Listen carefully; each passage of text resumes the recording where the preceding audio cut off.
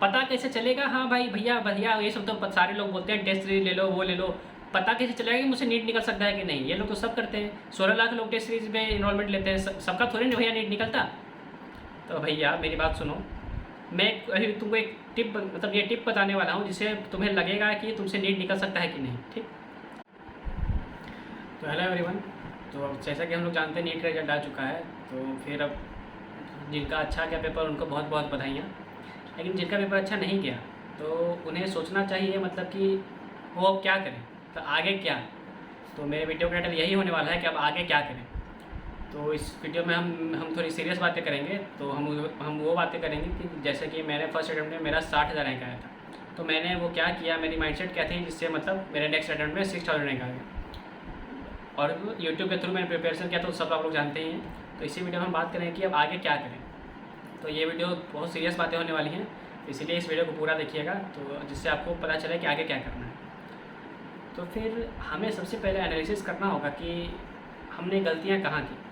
सबसे पहले तो आप शांति मन से बैठो। मैं जान रहा हूँ आपका एग्ज़ाम अच्छा नहीं गया आपका, बस उसके बारे में आप लोग सोचो जिसका 600 नंबर ला के भी नहीं निकला, नहीं तो सीट नहीं मिल पाएगी। मतलब क्या वो लोग एग्ज़ाम के काबिल नहीं थे? मतलब वो लोग MBBS सीट के काबिल नहीं थे? ऐसा तो बात नहीं है। कहीं 550 नंबर ला के भी सीट मिल जा रहा है, कहीं 600 नंबर ला के भी सीट नहीं मिल रहा है। ऐसा थोड़ी ना है कि तुम लोग MBBS सीट के काबिल नहीं हो। लेकिन अब इसका हम लोग कुछ कर तो नहीं सकते हैं, तो हमें इम्प्रूवमेंट करना होगा।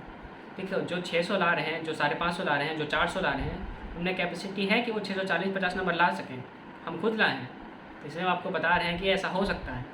तो ये अब बताएंगे कि ऐसा कैसे हो सकता है। सबसे पहले क्या करो आप लोग शांति से बैठो एक पेन लेकर, और आपने सोचा आपने क्या क्या गलतियाँ की। क्या आपने अच्छे से सिलेबस नहीं पढ़ा? क्या आपने अच्छे से किताबें को नहीं पढ़ा? मतलब क्या गलतियाँ की आपने? तो ये सब सोचने के बाद तो आप लोग कंक्लूजन पे निकलो। मैं बता रहा हूँ कि मतलब सबसे ज़्यादा मिस्टेक जो लोग करते हैं वो है कंटिन्यूटी उनमें नहीं रहती। एक दिन पढ़ते हैं, हफ्ते भर नहीं पढ़ते। जैसे कि मैं करता था अपने फर्स्ट अटैम्प्ट में, 2 दिन पढ़ता था, फिर 10 दिन नहीं पढ़ता था, 4 दिन पढ़ता था, फिर 5 दिन नहीं पढ़ता था, ऐसे मेरी पढ़ाई चलती थी। जी तो ऑब्वियस सी बात है मुझे सीट नहीं मिलेगी। तो जैसा कि नहीं हुआ, मेरे 60,000 रैंक आए थे, मैंने फर्स्ट अटैम्प्ट में 485 मार्क्स आए थे। तो फिर आपको सोचना होगा कि शुरू से शुरू करो कि कहाँ गलतियाँ की।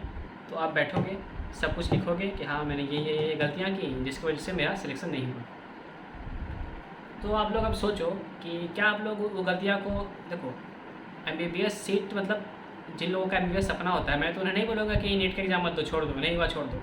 जिनका सपना है उन्हें अच्छे से फॉलो करना है, उन्हें मतलब अगले साल नीट निकालना ही है, क्योंकि आप लोगों का सपना है। नीट लोगों का सपना होता है, MBBS लोगों का सपना होता है। MBBS बहुत ही रिस्पेक्टेड प्रोफेशन है, तो इसलिए लोग इसमें आना चाहते हैं। तो यहाँ आने के बाद बहुत स्ट्रगल भी करना पड़ता है, इसीलिए नीट आप लोगों को तैयार करता है। लेकिन ये बिल्कुल गलत है कि जिसका 600 नंबर आए उसे नहीं मिला, जिसका 550 है उसे मिल गया। ये बिल्कुल नहीं होना चाहिए। या कुछ कर नहीं सकते हम लोग। तो आपको अब क्या करना चाहिए? अब क्या, मैं जैसा मेरा वीडियो का टाइटल है अब क्या। तो जो लोग अभी तक बने हुए हैं तो वो सुनो अब क्या। जिन्हें छोड़ना था वो लोग तो छोड़ के अभी तक चले गए होंगे कि क्या ही बोलेगा ये। लेकिन मैं बात करता हूँ, मैं रियलिटी का बात करता हूँ कि कैसे लोग मतलब कि देखो मैं खुद उस फेस आया हुआ कैसे अब क्या करना है। जैसे कि मैं बता रहा था कि आप अपना सबसे पहला काम है बैठकर शांति दिमाग से मेडिटेशन के एकदम शांत से कुछ सोचो मत। आप अपने मिस्टेक्स लिखो कि आपने क्या गलतियाँ की। फिर आप सोचो कि क्या आप एक साल और ड्रॉप ले सकते हो कि नहीं। अगर जिनका मैं कहूँगा अगर जिनका ऑल इंडिया रैंक 60,000 के ऊपर है वो बिल्कुल ड्रॉप लें। उन्हें बिल्कुल ड्रॉप लेना चाहिए क्योंकि उन्हें वो कैपेसिटी है कि वो कर सकते हैं। अगर आप लोग सोचोगे कि हाँ मतलब आपने गलतियाँ लिख ली, ठीक, तब आप सोचो कि क्या आप ये गलतियों को अवॉइड कर सकते हो फिर से अगर ड्रॉप लोगे तो। अगर आपका जवाब हाँ है तो आपको बिल्कुल ड्रॉप लेना चाहिए। और आपका जवाब है हाँ शायद छोड़ सकता हूँ बट उतना श्योर नहीं हूँ, तो फिर तो अगर तो इसका मतलब आपका सपना MBBS मतलब आप MBBS के लिए एफर्ट नहीं देना चाहते हो। देखो अभी नीट में आप जितना एफर्ट दोगे आपको MBBS से उससे 10 गुनी ज़्यादा एफर्ट देनी पड़ेगी। तो इसीलिए नीट एग्जाम आपको MBBS के लिए तैयार करता है। तो आपको अब क्या करना चाहिए? आपने मिस्टेक्स की लिस्ट लिख ली, आपने वो सब कर लिया, तो आप अब फिर से ड्रॉप लो। अब ड्रॉप लेने के बाद आपने ड्रॉप लेने का डिसाइड कर लिया, हाँ आपने अब पता चल कि मैंने ये गलतियाँ की इसलिए मेरा सिलेक्शन नहीं हुआ। तो आप सोचो कि मैं वो गलतियाँ फिर से नहीं दोहराऊँगा, ठीक। तो आप फिर से पढ़ने के लिए बैठे, ठीक। अभी आप पढ़ो मतलब मेरे हिसाब से भी 1 हफ्ते का रेस्ट ले लो, क्योंकि बहुत नीट का एग्ज़ाम बहुत स्ट्रेस वाला होता है। उसकी प्रिपरेशन भी बहुत लोगों को वो बना देती है, थोड़ा चिड़चिड़ा लोगों को बना देती है उसकी प्रिपरेशन, जो लोग इसका ड्रॉप ले रहे हैं। क्योंकि मैंने पर्सनली ड्रॉप लिया है, मैं बहुत परेशान रहता था अपने ड्रॉप ईयर में, मोटिवेशन में नहीं रहती थी। फिर आपने मिस्टेक्स लिख लिया, ठीक, आपने सोचा हाँ भाई मुझे ड्रॉप लेना है। देखो जिनका सपना भरा उन्हें ड्रॉप लेना है, जिन्हें 600 मार्क्स आए, जिनका 1-2 हज़ार से रैंक छूटा, उसके बारे में सोचो उसका क्या होता होगा। मैं कह रहा हूँ 1 हफ्ते का ब्रेक लो, अभी मिस्टेक्स लिख लो, 1 हफ्ते का ब्रेक लो, 1 हफ्ते जो करना है करो, उसके बाद प्रॉपर प्रिपरेशन में लग जाओ। जो कोचिंग अफोर्ड नहीं कर सकते वो यूट्यूब की मदद लें, ठीक। मैंने वीडियो के लास्ट में उसका लिंक दे दूँगा कि यूट्यूब से प्रिपरेशन कैसे करें, चैनल्स के नाम उस समय बता दूँगा।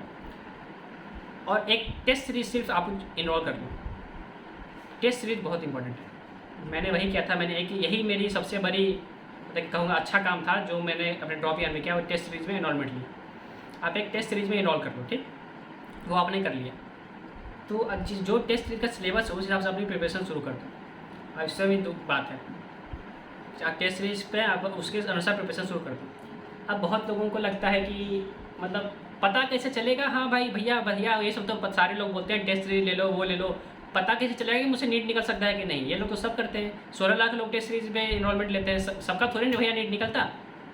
तो भैया मेरी बात सुनो, मैं अभी तुमको एक टिप मतलब ये टिप बताने वाला हूँ जिससे तुम्हें लगेगा कि तुमसे नीट निकल सकता है कि नहीं, ठीक।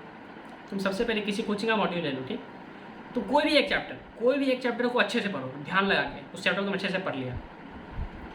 फिर तुम उसके सेक्शन के क्वेश्चन होते हैं वो कर लो, तो उसके जो प्रीवियस ईयर क्वेश्चन है वो एक बार अटैम्प्ट करो। अब तुम्हारा होगा कि हाँ भाई वो भैया हमसे क्वेश्चन बन गया, वो क्वेश्चन हमसे बन गया, तो तुम सोचो कि अच्छा मतलब मैंने ये चैप्टर अच्छे से पढ़ा तो मुझसे प्रीवियस ईयर क्वेश्चन तो बन गए, इसका मतलब मुझसे नीट निकल सकता है। बस यही है तुम्हारा आंसर कि तुमसे नीट निकल सकता है। अब तुम्हें क्या चाहिए, मैं तुम्हें बता दें तुमसे नीट निकल सकता है कि नहीं। ऐसा करके मानो तुमने हर चैप्टर को अच्छे से पढ़ा, देखो रिवीजन बहुत जरूरी है, रिवीजन नहीं करोगे तो कुछ नहीं हो पाएगा। ऐसे करके तुमने सारे चैप्टर्स को अच्छे से पढ़ा, तुम्हारा मतलब देखो ये बोलना आसान है, करना बहुत मुश्किल है, तो इसके लिए तुम्हें बहुत एफर्ट देनी पड़ेगी। तो बार बार हर रोज़ रिवीजन भी करना होगा, नए चैप्टर्स भी पढ़ने पड़ेंगे। तो फिर तुम ऐसे ही करके मॉक टेस्ट दो। फिर मॉक टेस्ट को भी तुम्हें वो नहीं लेना है कि तुम्हारे 400-450 मार्क्स आ रहे हैं तो तुम्हें डिप्रेस नहीं होना है, ठीक। फिर तुमने मॉक टेस्ट दिया, ऐसे ही करके तुमने पढ़ाई की तो गारंटीड है कि तुम्हें नेक्स्ट ईयर सीट मिलेगा। अगर जो लोग इसे अच्छे से करते हैं तो किसी भी एग्ज़ाम के लिए करने के लिए सिर्फ 3 चीज़ें चाहिए: अच्छा रिसोर्स, अच्छा स्ट्रेटेजी और अच्छा गाइडेंस। ये 3 चीज़ रहेगा तो कोई भी निकाल सकता है। जब मैं निकाल सकता हूँ बिना किसी कोचिंग के जाए हुए, तो आप लोग क्यों नहीं निकाल सकते। यहाँ मैं बैठा हुआ हूँ आपको गाइड करने के लिए। आपकी जो भी दिक्कत हो आप कमेंट सेक्शन में लिख दीजिए, या मेरे इंस्टाग्राम का आईडी मैं अपने अबाउट सेक्शन में दे दूँगा या डिस्क्रिप्शन में दे दूँगा, वहाँ जाके आप मुझे पर्सनल मैसेज कर सकते हैं। अगर देखो ये नहीं कि मतलब मैं बहुत बिजी रहता हूँ तो हर एक का मैसेज देने का वो मतलब कि सफिश मेरे लिए वो नहीं होता है कि सब हर मैसेज का रिप्लाई दूँ। लेकिन आप अपने डाउट लिख दो, ये मत लिखना कि भाई आपसे मुझसे कॉल पे बात करनी है, ये सब तो उतना मेरे पास टाइम नहीं है कि मैं सबसे पर्सनली कॉल पे बात कर सकूँ। जब अभी क्योंकि मेरे एग्जाम चल रहे हैं, कभी मैं फ्री रहूँगा तो एक जूम सेशन भी करवाऊँगा जहाँ मैं पर्सनली सबके डाउट क्लियर करूँगा। तो फिर ये आपको करना है। नीट का फॉर्मूला बहुत सिंपल हो चुका है अभी तक में। इस बार का मैंने कट ऑफ देखा, बहुत लोग बोल रहे थे कि कट ऑफ बहुत लो जाएगा, पेपर हार्ड था। मैंने कोरा पे आंसर भी लिखा था, पेपर लास्ट ईयर जैसा था, कट ऑफ में ज़्यादा फर्क नहीं पड़ेगा। तो उस आंसर के बाद से मेरे फॉलोवर घटने लगे थे, इसलिए मैंने उस आंसर को डिलीट कर दिया था, क्योंकि जानते हो लोगों को सच्चाई सुननी पसंद नहीं है। मैंने अपने पिछले वीडियो में भी कहा है, आप नीट का वो देखोगे तो आपको वो लगेगा हाँ ये सारा मॉड्यूल्स वाले ही क्वेश्चन है, सारे कॉन्सेप्ट, कोई इसमें नया नहीं था क्वेश्चन। तो फिर अभी तक जिसने वीडियो देखा तो आप मतलब आशा करूँगा कि आपको कुछ समझ में आया होगा कि अब आगे क्या करना, नेक्स्ट स्टेप क्या लेना है हमें। जिन्हें मेरा वीडियो यहाँ तक देखा होगा उन्हें पता चल गया होगा अब आगे क्या करना है। अभी भी आपको कुछ डाउट है तो आप इस वीडियो को कमेंट सेक्शन में लिख सकते हैं। मैंने अपने बेस्ट कोशिश की आपको समझाने के लिए कि मैंने क्या किया था, आपको क्या करना चाहिए। और अगर आपको जानना है कि मैंने यूट्यूब से प्रिपरेशन कैसे की तो नीचे आए हुए वीडियो पे क्लिक करें।